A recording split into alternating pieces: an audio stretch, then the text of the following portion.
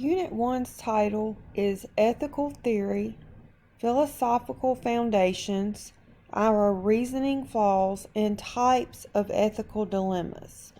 As you're reading through this unit, make sure that you pay attention to the questions at the end of each reading or case, and try to make sure you understand and can answer the questions before you move on.